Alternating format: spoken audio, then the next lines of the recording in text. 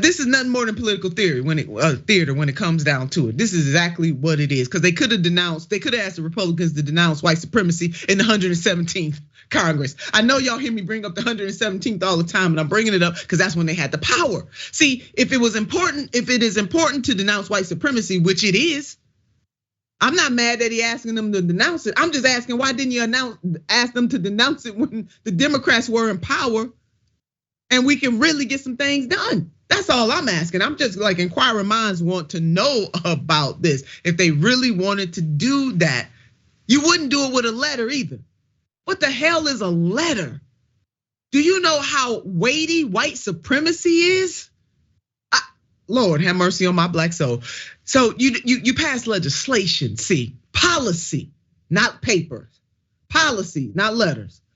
The John Lewis Voting Rights Act could be one of those things, right? Or find your way to push through Representative Sheila Jackson Lee's anti-white supremacy bill. So instead of sending a letter, let's go ahead and put some policy, Democrats.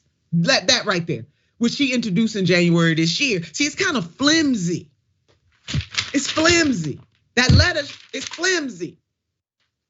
When you could be pushing policy, I get it. Now I get it.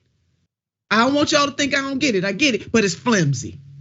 If they were really serious, they would push some policy. Now let's put this up. The Democratic representative from Texas has introduced, this is Representative Sheila Jackson Lee. The Democratic representative from Texas has introduced House Resolution 61, which would amend Title 18 of the United States Code to broaden the definition of hate crimes with the goal of preventing and prosecuting hate crimes motivated by white supremacy and conspiracy to commit such crimes. Put the mayor up. Let me tell you something. If they were serious, instead of writing a letter, mayor, they would have put Representative Lee's legislation out there and asked them fools to sign on to that. That's we know they ain't. We know they ain't serious. Listen, the Democratic Party is the kente cloth party, right? They're not the kente policies. They're not giving us policies that represents the gold, like in those colors, right? We're not getting policies from them that gives wealth or spills spirituality or talks about black ancestors, which would be reparation policies. We're not getting that from the Democratic Party. So all we get them is wearing the colors, not doing the work. And that's exactly what you're speaking on. And I love that you're calling them out for it, because it's absolute truth. Because the 117th was the place to do it, not this letter right now, for sure.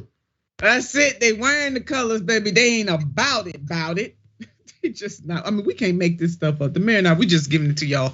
Now, or check out some of these suggestions from the Center of American Progress, because in case they need some help, they can put their hands on all kinds of experts from all over the world. But we got a Center for American Progress. They put up some stuff. National Blueprint to End White Supremacy Violence. This is some of the recommendations that they made.